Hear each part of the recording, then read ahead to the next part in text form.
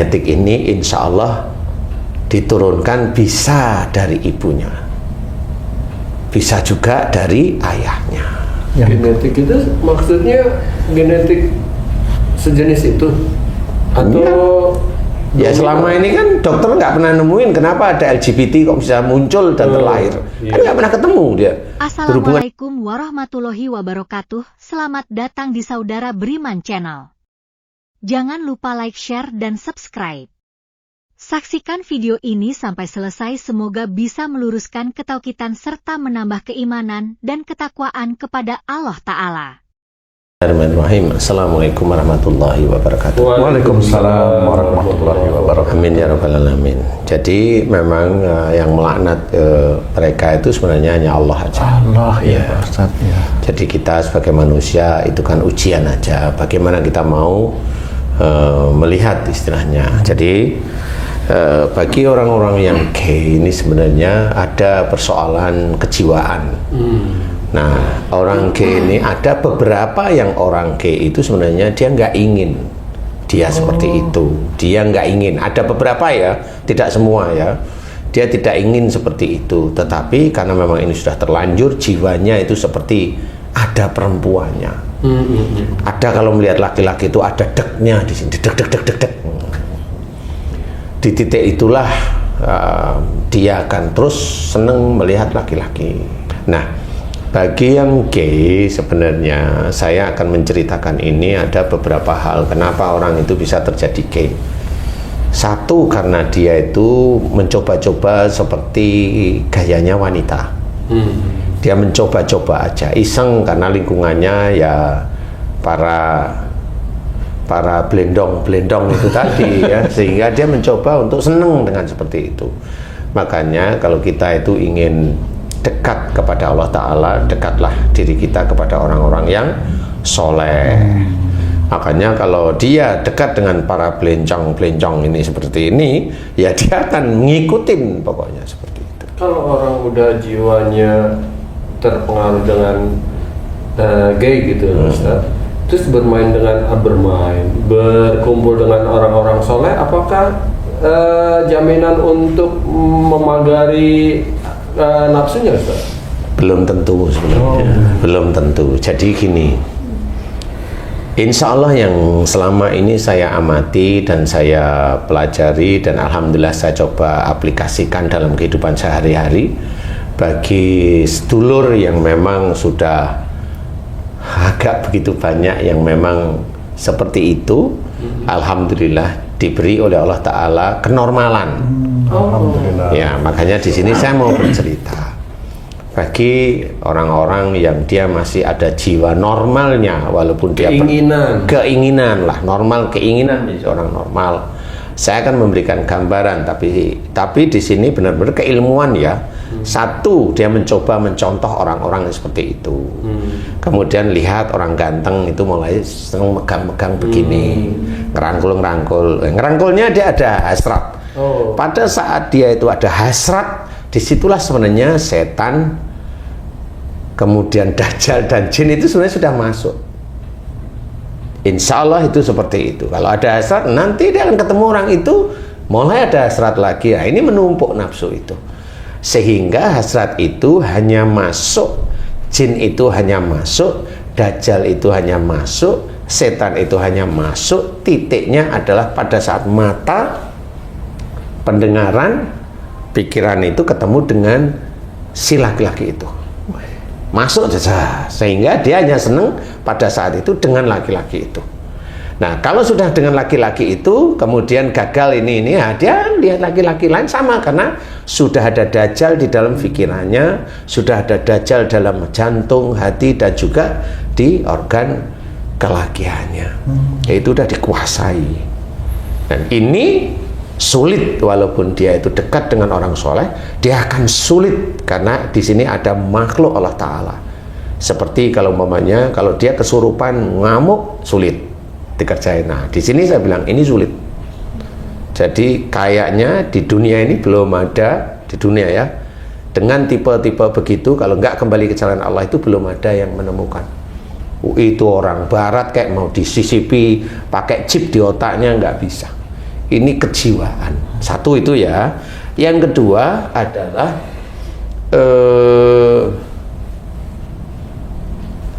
yang pertama tadi saya anggap itu juga lingkungan. Bisa mempengaruhi Pak. Bisa memengaruhi kalau lingkungannya artis kan seperti itu, seperti itu. Bukan menular karena dia menginginkan dia itu seperti itu. Jadi kan kelihatannya lucu kemudian dia niru-niru. Akhirnya ya dia ada jiwa seperti itu. Ada jiwa seperti itu. Nah, ini yang tidak boleh.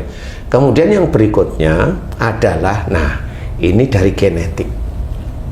Genetik ini insya Allah diturunkan bisa dari ibunya, bisa juga dari ayahnya. Genetik itu maksudnya genetik sejenis itu atau ya selama ini kan dokter nggak pernah nemuin kenapa ada LGBT kok bisa muncul dan terlahir. Kan nggak pernah ketemu dia berhubungan dengan genetik mana, kromosomnya gimana, normal-normal aja. Tahunya setelah jadi. Nah, makanya di sini saya cerita, kenapa di negara barat banyak sekali gay. Nih, insya Allah awalnya, insya Allah ya, karena ini penelitian yang diizinkan oleh Allah Ta'ala kepada saya. Insya Allah itu begini nih. Jadi dulu, sebelum anak laki-laki ini ada dalam kandungan atau lahir, si ibu biasanya satu, merasa lebih kuat daripada suami. Dalam hal apa nih? Punya uang lebih banyak, dominan, kemudian merendahkan suaminya, kemudian tidak takut dengan suami, jadi gitu ya, tidak takut dengan suami, khususnya seperti itu. Nah, di titik-titik inilah sebenarnya fungsi laki-laki itu tidak berfungsi di hadapan istrinya. Berpengaruh ke sperma dan sel telur ya? Bukan berpengaruh ke arah sana, kejiwaan istrinya awalnya, ya ini kejiwaan istrinya disambut oleh Allah Ta'ala bahwa kamu tidak menghargai imammu kamu rendahkan, padahal imammu laki-laki. Jadi direndahkan berarti sepertinya imam itu, laki-laki itu adalah seperti perempuan dan dia seperti laki-laki. Makanya pada saat dia itu hamil, disambut oleh Allah Ta'ala, gayamu yang seperti ini ditaruhlah di anak laki-laki yang dimana kamu punya prinsip bahwa suamimu itu di bawahmu, sehingga si anaknya ini tumbuh dengan seperti ada perasaan perempuan dia. Kalau anaknya lahir laki, jadi dominan perempuan jiwanya. Ya, dia sebenarnya kalau saya bukan jiwa sebenarnya ya. Kalau saya sebenarnya ini sebenarnya aslinya laki. Tetapi oleh Allah Ta'ala diizinkanlah makhluk itu masuk ke dalam si bayi ini, kemudian mempengaruhi sistem kinerja organ di tubuhnya. Berarti penyelesaiannya adalah bagaimana makhluk ini keluar. Ya, jadi ini seperti orang kesurupan sebenarnya. Iya. Tapi jiwanya yang terganggu itu Pak Ustadz ya? Ya, sama seperti kalau mamanya saya nangani orang skizofrenia, itu kan sebenarnya otaknya dihack oleh makhluk. Sehingga di sini ada yang bunuh anakmu, bunuh anakmu, bunuh anakmu. Ada yang bakar rumah, bakar rumah. Ada yang bunuh suamimu, ada yang bunuh istrimu, ada yang pukuli ibumu, pukuli ayahmu, bakar rumahmu, bunuh diri, ada mobil tabrak, itu banyak sekali kasus ya. Nah, itu sebenarnya otaknya dihack. Kenapa makhluk itu bisa ngehack? Nah, itu sebenarnya diizinkan oleh Allah Ta'ala karena orang tersebut cara berpikirnya sudah melampaui batas. Orang tuanya nih, orang yang dihack otaknya. Ini belum yang LGBT nih, belum yang gay nih. Belum. Jadi itu hingga saya mencoba untuk membantu mendoakan kepada Allah Ta'ala agar makhluk ini dikeluarkan oleh Allah Ta'ala. Karena apa? Dulu orangnya salah begini, ya Allah ampuni, salah begini, ya Allah ampuni, salah begini, ya Allah ampuni, dan dia mau berubah, ya Allah, dia mau berubah, ya Allah, dia mau berubah, aku mohon kabulkan, amin. Selesai habis itu biasanya bulan depan saya tanyain, gimana ibu, gimana bapak, gimana mas, gimana mbak. Banyak yang alhamdulillah sudah hilang suaranya Ustadz, alhamdulillah. itu dengan catatan si penderitanya itu memang mau bertekad sembuh. Benar. Nah, itu kuncinya seperti itu. Makanya harus mau bertekad sembuh. Nah, kalau unsur G ini dia sudah merasa happy, merasa seneng gitu. merasa gurih dengan melakukan itu, ya saya nggak bisa ngapa-ngapain. Tapi walaupun dia pernah merasakan gurihnya itu, tapi dia tetap akan bertobat kepada Allah Ta'ala, ya saya akan bantu. Tapi jangan diulang ya, gitu kalau saya. Nah, biasanya seperti itu. Insya Allah kalau memang orang-orang kayak ini paham dan doanya juga jelas, yang dimohonkan ampunan apa? Bisa aja ibunya, kalau kasus ini dari ibunya. Kalau kasus dari ayahnya bisa. Loh, kok bisa gimana? Ayahnya takut sekali sama istrinya. Lemah. Seperti itu, lemah dia. Jadi takut sekali. Nah, di titik ini Allah hanya melihat ini suami nggak bisa jadi imam. Akhirnya diberikanlah, Allah diizinkan dia punya anak laki-laki kayak cewek. Fisiknya laki-laki, badannya gede kayak kamu tuh, tapi wah, Perilakunya kayak wanita. perilakunya sebagian kayak Wanita. wanita seperti itu. Ada Ustaz, badannya gede, di rumah itu dominan, nih laki nih, tapi kalau di luar kayak perempuan.